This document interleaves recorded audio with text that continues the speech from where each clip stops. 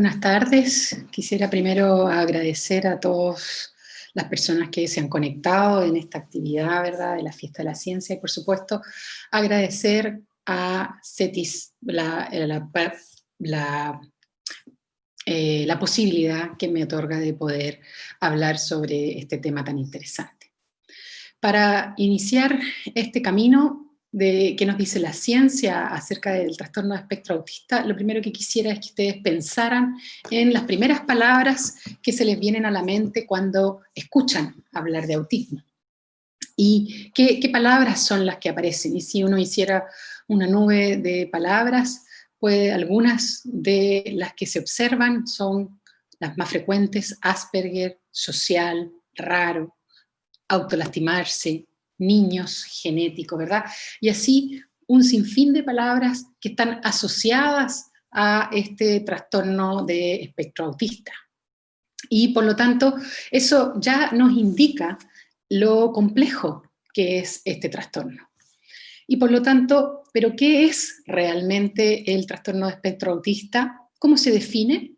Bueno, es un desorden del neurodesarrollo, es decir, que es un desorden del desarrollo del sistema nervioso y por lo tanto del cerebro. Y las personas que lo padecen se caracterizan por tener una serie de alteraciones: déficit en la comunicación, en la interacción social y en el comportamiento repetitivo y estereotipado.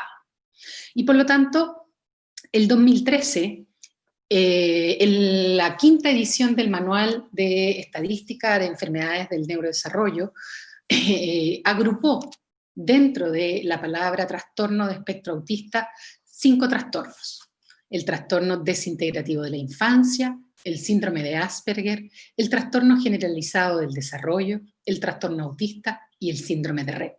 Por lo tanto, cuando hablamos de trastorno de espectro autista, hablamos de este conjunto de trastornos o síndromes que se caracterizan porque presentan estas 3 principales características: déficit en la comunicación e interacción social y comportamiento repetitivo y estereotipado. Ahora, ¿cuál es la prevalencia o la frecuencia con que se presenta este trastorno de espectro autista? Primero, importante indicar que este trastorno no distingue edades, no distingue etnias, no distingue razas, ni nivel socioeconómico, ni lugar de nacimiento. Por lo tanto, ocurre en toda la población y se desarrolla a nivel mundial, ¿ya? Por eso yo he querido mostrar este mapa mundi donde está todos los continentes y todos los países expresados, pero además quise mostrar aquellos países y continentes donde hay una mayor cantidad de estudios relacionados con el trastorno de espectro autista. Y todos estos puntos azules y celestes que se observan acá indican dónde hay más estudios. Y claramente se puede ver que Estados Unidos y Europa son los que llevan la delantera en esto de estudio. Y eso es importante, ¿por qué? Porque en la medida que tenemos más estudios, tenemos un catastro de la población con este trastorno y se pueden tomar medidas a nivel de medidas públicas para que estos individuos con este trastorno puedan tener una mejor calidad de vida. Y en el año 2000, el Control de Prevención de las Enfermedades de Estados Unidos generó una agrupación para el estudio y seguimiento de enfermedades del neurodesarrollo, específicamente del autismo. Y desde esa fecha ellos hacen periódicamente un catastro. Y este año presentaron cuál es la incidencia de este trastorno con datos hasta el 2018, y se puede ver que 1 de cada 54 personas tienen autismo. Por su parte, la Comunidad Europea también generó una agrupación para el seguimiento de este trastorno de espectro autista, y ellos hicieron un estudio en los distintos países que pertenecen a la comunidad, determinando el 2018 que 1 cada 88 es la prevalencia de personas con autismo. Asimismo, tienen agrupaciones que se dedican al estudio del trastorno de espectro autista y hacen seguimiento en Australia, Asia, principalmente del sur, este y oeste, que tienen datos acerca de este trastorno. En Latinoamérica no hay grandes datos. El 2015 recién se estableció la red de autismo de Latinoamérica, en la cual uno de sus integrantes es Chile, participa Brasil, Argentina, Uruguay, República Dominicana. Y el primer estudio que hicieron es acerca del número de cuidadores de personas con trastorno de espectro autista, y Chile solo presentó 294 cuidadores a nivel nacional, lo cual es muy bajo considerando que solo en la Escuela Raíces de nuestra ciudad hay 100 niños inscritos y matriculados que ya están caracterizados y que están diagnosticados con trastorno de espectro autista. Por lo tanto, falta mucho camino por recorrer en nuestro país, pero así como lo ha mencionado la CDC de Estados Unidos, este es un trastorno que ha ido en aumento. Desde el 2000, según el catastro que ha hecho la CDC, ha aumentado en 178%. En el 2000 teníamos una incidencia de 1 cada 166 personas y hoy tenemos 1 cada 54, lo que hace importante hacer un seguimiento de este trastorno y de las personas que lo padecen. Ahora, dentro de la otra característica de este trastorno es que, por ejemplo, se diagnostica en niños, en 1 cada 42 niños, varones, y en 1 cada 165 niñas, lo que hace que la proporción de varones con TEA o autismo sea 4 veces mayor que la de niñas. Hay bastantes factores que se han descrito para explicar esta diferencia entre varones y mujeres, ¿verdad? Y algunos son factores hormonales, genéticos, ambientales, pero también uno que es bastante significativo es el diagnóstico subestimado que se tiene hacia el diagnóstico de las niñas, ya que socioculturalmente las niñas son un poco más empáticas, están adaptadas o se les enseña a ser más empáticas y por lo tanto probablemente se pueda estar subestimando el diagnóstico de ellas. Sin embargo, hasta ahora, este factor de mayor prevalencia en varones es algo que se repite en los distintos estudios que se realizan. Como mencionamos, dentro de la sintomatología asociada al autismo tenemos estas 3 características. Sin embargo, el trastorno espectro autista es muy complejo porque tiene bastantes otros síntomas asociados, por ejemplo, discapacidades intelectuales, convulsiones asociadas, irritabilidad, la cual se presenta como autolastimarse, agresión, rabietas. Las personas padecen déficit del sueño, cambios de humor, ansiedad, hiperactividad, atención. Todos estos que mencionamos aquí en naranja, ¿verdad? Son trastornos asociados al desarrollo neuronal. Pero a la vez, junto con toda esta sintomatología, hay una sintomatología asociada a otros trastornos monogenéticos ya descritos, trastornos del sueño, trastornos de humor, de ansiedad, hiperactividad, etc. O sea, junto con autismo o trastorno espectro autista puede tener asociadas otras enfermedades. Y a nivel sistémico, también los pacientes que tienen trastorno espectro autista presentan alteraciones gastrointestinales a nivel sistémico, disfunciones inmunológicas y desórdenes sensoriales. Por lo tanto, el autismo es un trastorno multifactorial y por lo tanto debe ser tratado como tal. No es posible encauzarse solo en una causa de este trastorno. Se sabe que tiene una fuerte base genética, sin embargo, no es la única. Hay factores hormonales que se han descrito como causa, factores ya genéticos, epigenéticos y ambientales. Dentro de las bases genéticas, se sabe que en gemelos monocigóticos, ¿verdad?, hay una prevalencia, una posibilidad de que tengan, si uno de ellos tiene, hay una posibilidad de que el 70 al 30% de ellos también, al 90%, perdón, también la tenga. En el caso de los mellizos o disigóticos, como se llaman, esta posibilidad disminuye alrededor del 40%.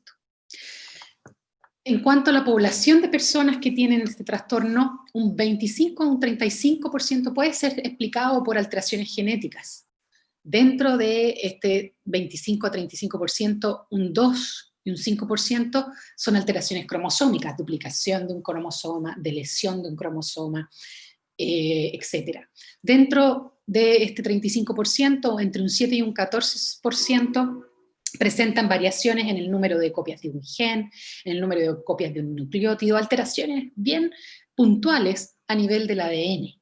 Y además, como mencionamos, un 5 o un 10% presenta síndromes monogenéticos asociados, como el síndrome de Rett, el síndrome del cromosoma X frágil. Sin embargo, cuando uno ve que genes están alterados, ¿ya? De qué cromosomas, dentro del cromosoma qué gen, la mayoría de ellos están asociados a genes que tienen que ver con la función del sistema de las neuronas, de cómo están funcionando la sinapsis, de las moléculas que interactúan entre una neurona y otra. Principalmente esas son las moléculas y los genes que se ven alterados. Si se ven alteradas las neuronas, se ve alterada la función cerebral, por lo tanto. Las otras bases que se han descrito son las bases ambientales asociadas a la incidencia, ¿verdad?, del trastorno de espectro autista.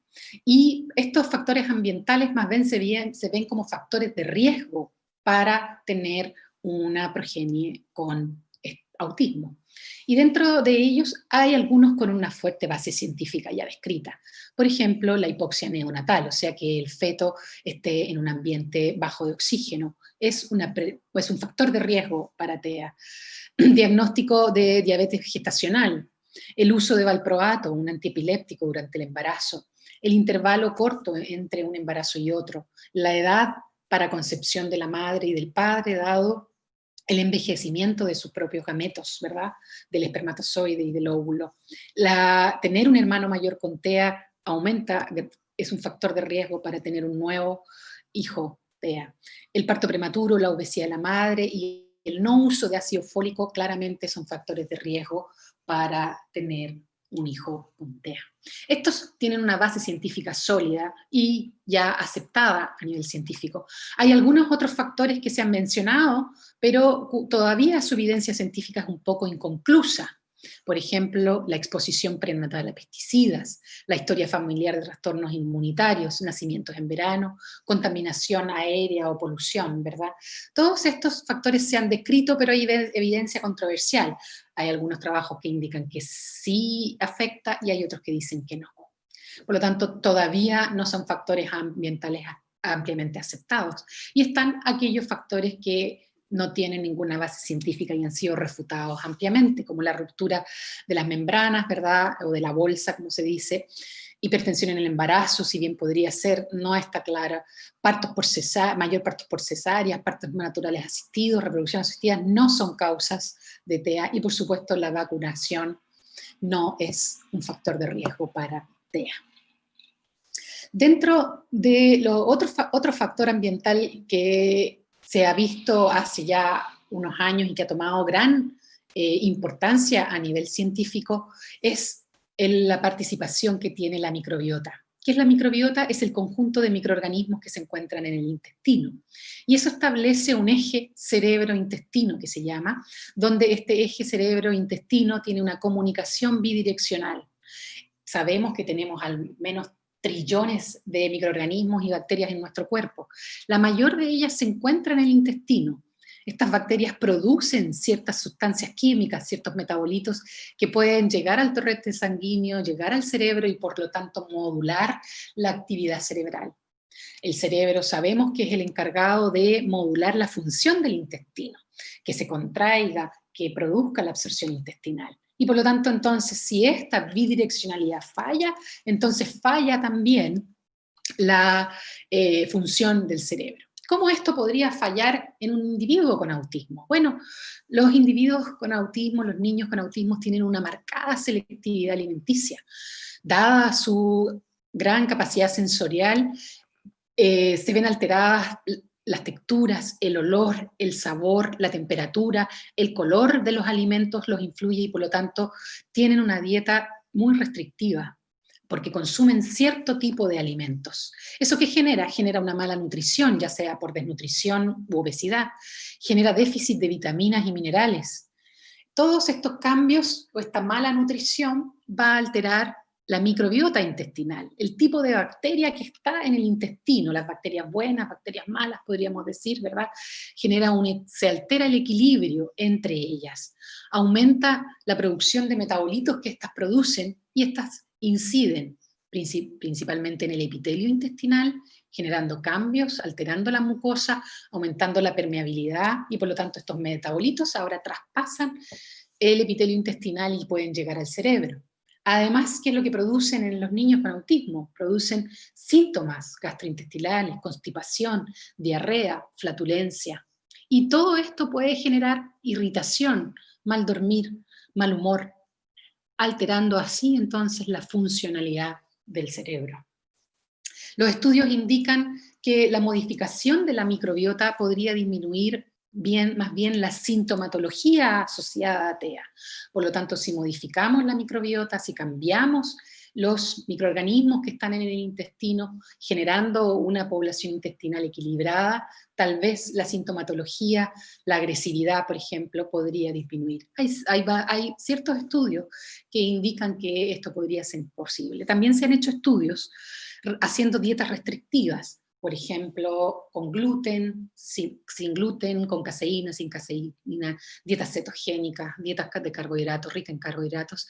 Si bien hay algunos indicios, principalmente en el uso de pre y probióticos, que lo que hacen es cambiar la microbiota intestinal, aún no hay datos concluyentes que nos permitan decir que una dieta cetogénica va a influir mejor en síntomas asociados a TEA.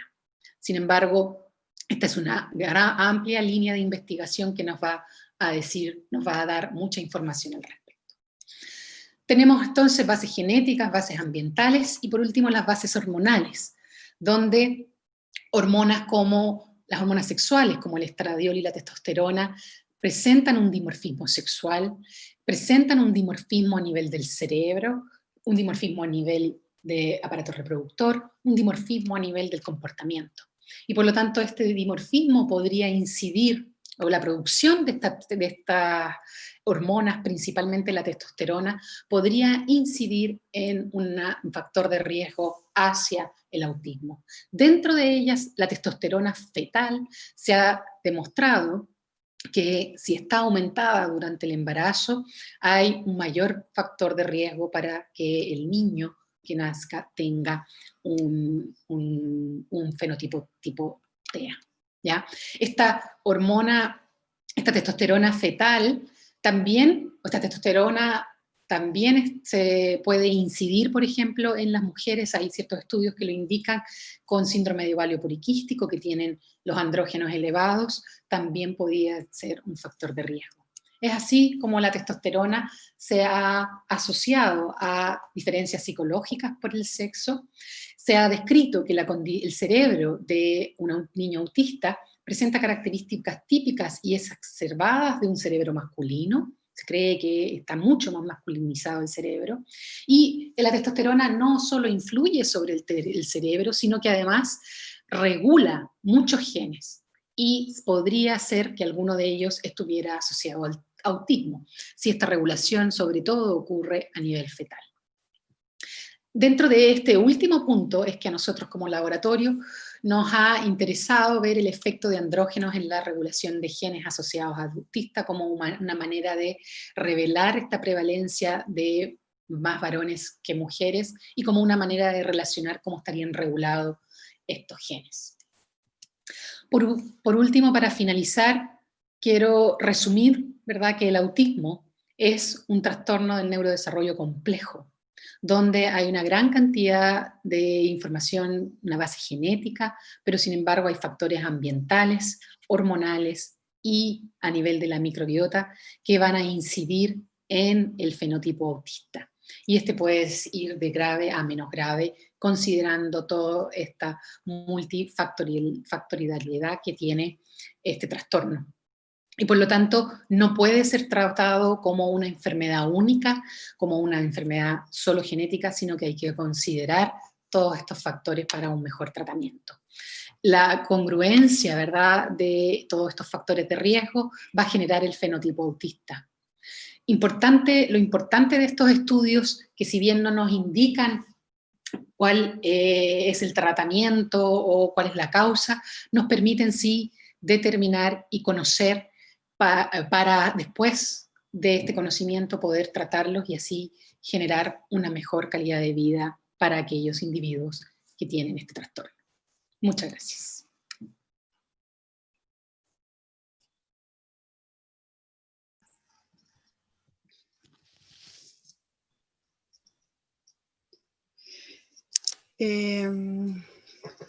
Por ahora, doctora, no tenemos preguntas al respecto. Vamos a darle un rato a la gente porque, como comentaba Felipe en las demás presentaciones, estamos con un desfase con la gente que nos está viendo en Facebook, que hay bastantes personas conectadas con esta interesante exposición, de verdad. Tenemos 60 personas que están conectadas en este momento. Así es que vamos a darle...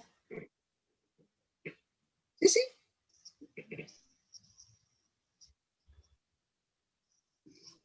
Wow. Qué bueno. Sí. Sí, ahí habían hartos también, lo vi. Todo súper interesante eso. Sí.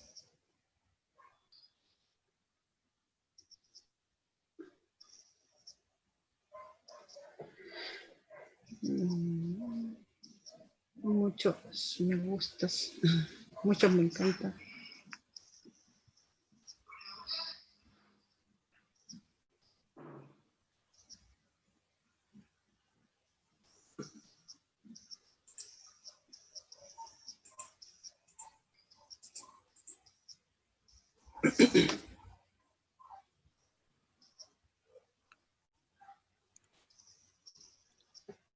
Entra una pregunta, dice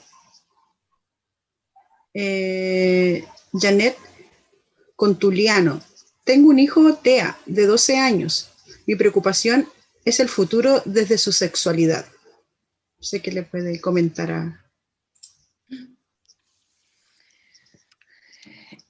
No hay... Janet, ¿era? ¿Sí? Janet. Sí, Janet. Janet. No hay estudios a nivel científico básico al respecto que yo haya, por lo menos que yo haya visto, en cuanto a la sexualidad. Por lo tanto, no tengo claridad personalmente de cuál podría ser la incidencia que podría tener a nivel de este trastorno. Pero es importante de verlo. De hecho, tenemos pensado con un colega que trabaja a nivel reproductivo hacer algunos estudios a ese nivel, pero por ahora yo no tengo, lamentablemente no tengo información. Claro, ella misma dice, ¿existe la posibilidad que sus hijos sean TEA? Sí, por supuesto. Sí, la probabilidad aumenta bastante siendo él ya teniendo un diagnóstico tipo TEA. Juan Carlos Leiva dice, hola Janetti, un abrazo. Qué completa presentación. Una consulta. ¿El autismo tendría relación con la dieta a nivel de embarazo de la madre? Hay ciertos estudios que podrían decir que sí, no hay muchos, en el sentido de que se sabe que la microbiota intestinal del bebé cuando nace, gran parte de esa microbiota se transfiere al momento del parto, desde la madre hacia el bebé al momento del parto. Y por lo tanto, la microbiota que tuviera la madre en ese momento del parto podría incidir en la sintomatología o el fenotipo que podría tener este bebé que podría traer TEA. Ojo, no es que la microbiota va a producir el TEA, sino que va a exacerbar o a hacer más notorio la sintomatología asociada al TEA. Por lo tanto, sí, o sea, podría influir. Muchas gracias. Mire, Ignacia Volado dice, todo súper bien explicado. Cristóbal, estuvo muy buena la charla. Cristian Morales dice, estuvo bastante interesante la charla. Muy completa su charla, Constanza Paz.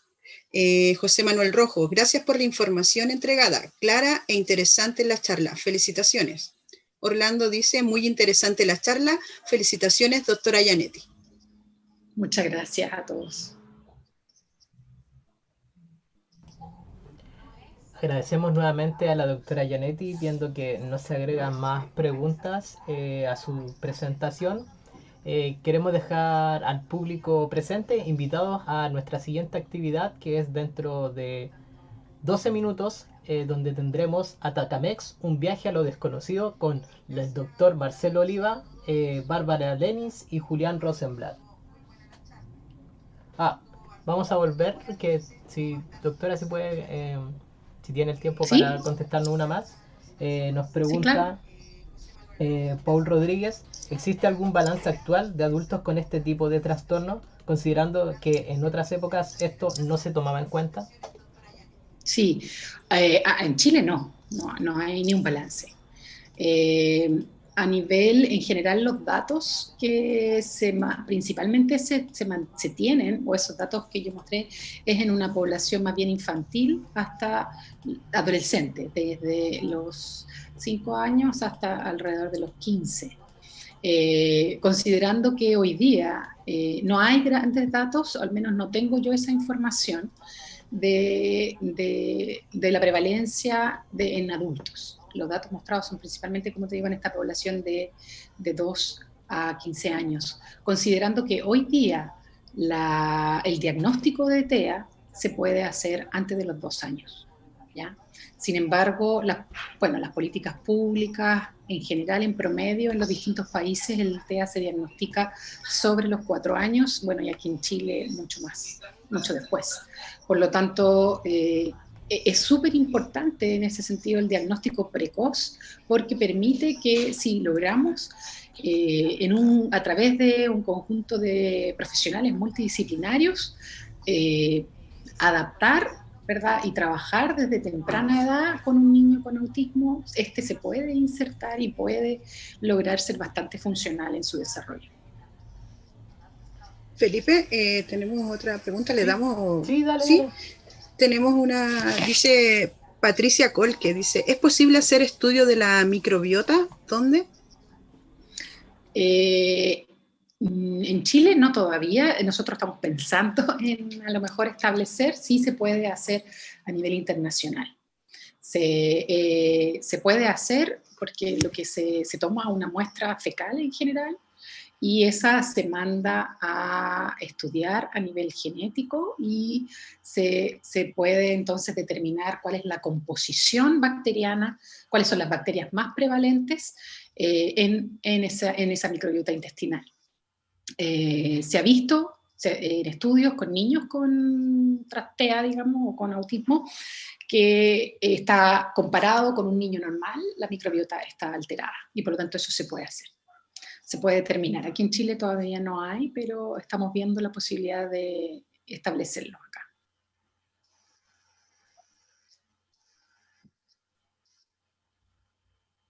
Sí, el anterior. Dice, hola, mi nombre es Josué. Tengo 14 años. Tengo que hacer una tarea sobre lo que usted habló. Y quisiera preguntarle, ¿qué ha hecho Chile? ¿Hay alguna ayuda con los autistas? Me refiero a una educación. Súper buena pregunta, Josué. Triste la respuesta, porque estamos muy atrasados en este país. Se han hecho poquitos intentos, ¿ya? Supuestamente hay una política de diagnóstico de TEA a nivel de consultorios, ¿ya? Hay todo un protocolo establecido. Sin embargo, ese no se usa, no se hace. La idea es que con el control del niño sano, en la medida en que las enfermeras hagan esto en los consultorios, puedan identificar a niños con estos rasgos. Sin embargo, no está implementado casi en ningún consultorio. A nivel de educación, hay un poco más implementado, pero no a través del autismo propiamente tal, sino que a través de niños con discapacidad, donde se les trata de insertar, ¿verdad?, dentro de una comunidad educacional normal para permitir un desarrollo mayor o mejor, siempre y cuando, por supuesto, estén asociados con otros profesionales, porque solos no pueden. No hay políticas gubernamentales de niños para el tratamiento, el seguimiento y el control de niños con trastorno de espectro autista en Chile. No existe ninguna. Ahora sí, agradecemos nuevamente a la doctora Janetti Signorelli por su interesante charla con una sobre uno de los aspectos que tenemos en ciertos niños y niñas que muchos no lo desconocemos o no tenemos suficiente conocimiento sobre lo que es el trastorno de espectro autista. Muchas gracias, doctora Muchas Janet. gracias por la invitación.